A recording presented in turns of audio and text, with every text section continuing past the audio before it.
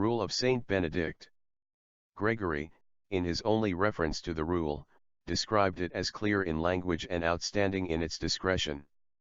Benedict had begun his monastic life as a hermit, but he had come to see the difficulties and spiritual dangers of a solitary life, even though he continued to regard it as the crown of the monastic life for a mature and experienced spirit.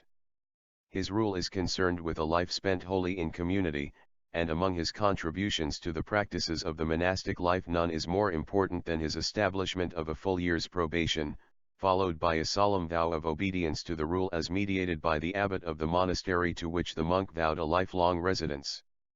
On the constitutional level, Benedict's supreme achievement was to provide a succinct and complete directory for the government and the spiritual and material well-being of a monastery. The abbot, elected for life by his monks, maintains supreme power and in all normal circumstances is accountable to no one. He should seek counsel of the seniors or of the whole body but is not bound by their advice. He is bound only by the law of God and the rule, but he is continually advised that he must answer for his monks, as well as for himself, at the judgment seat of God. He appoints his own officials prior, cellarer, steward, novice master, guest master, and the rest and controls all the activities of individuals and the organizations of the common life. Ownership, even of the smallest thing, is forbidden. The ordering of the offices for the canonical hours, daily services, is laid down with precision. Novices, guests, the sick, readers, cooks, servers, and porters all receive attention, and punishments for faults are set out in detail.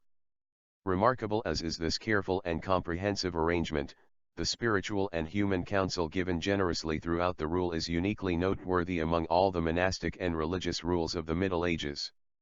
Benedict's advice to the abbot and to the cellarer, and his instructions on humility, silence, and obedience have become part of the spiritual treasury of the Church, from which not only monastic bodies but also legislators of various institutions have drawn inspiration.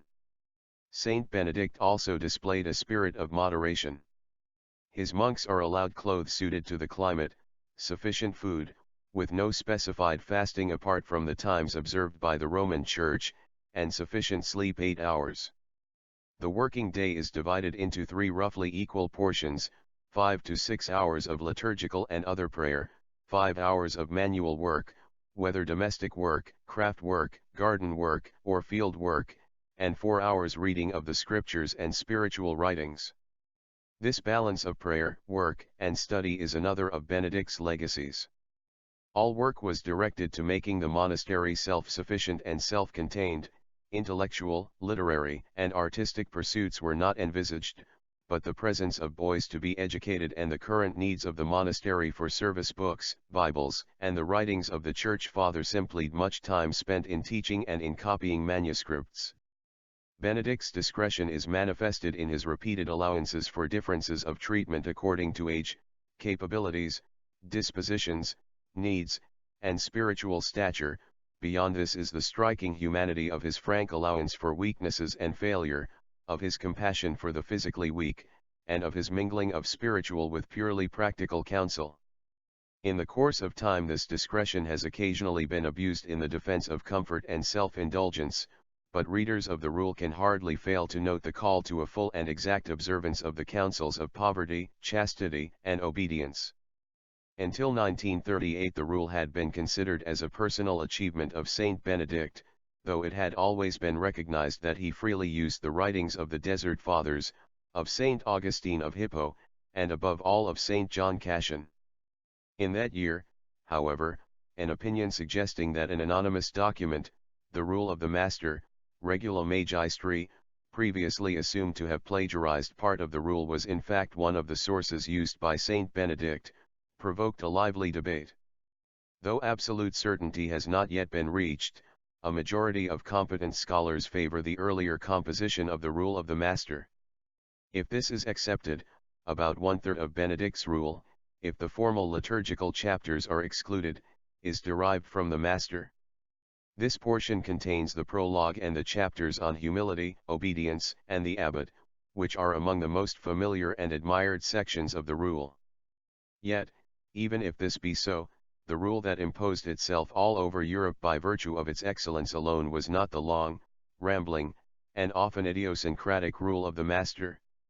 It was the rule of Saint Benedict, derived from various and disparate sources, that provided for the monastic way of life a directory, at once practical and spiritual, that continued in force after 1,500 years. Saint Benedict Medal.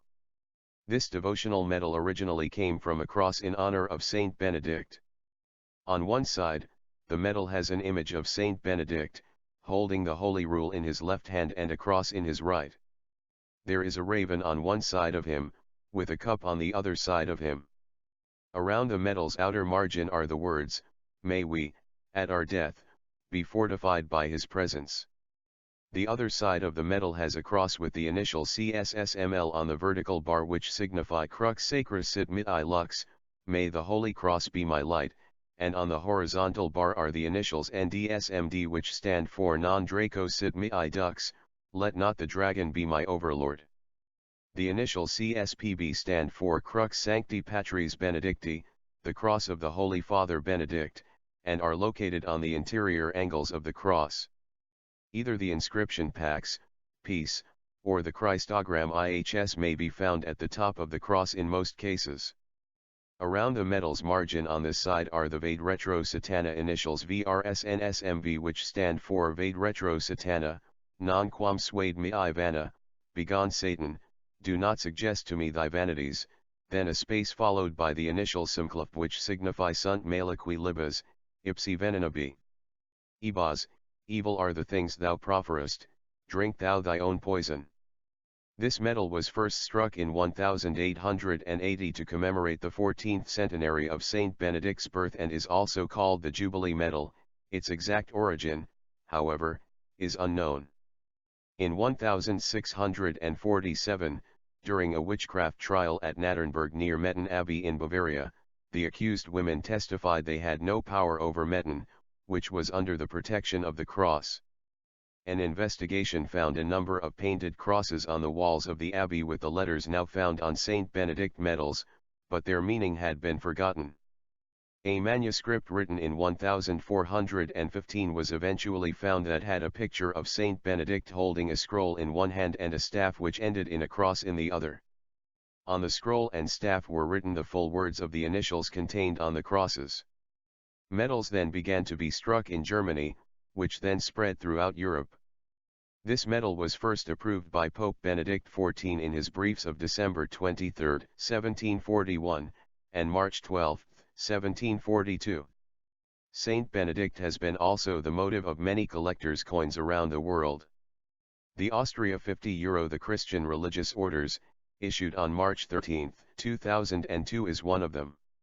Thanks for watching, share and subscribe for more. Saint Benedict pray for us.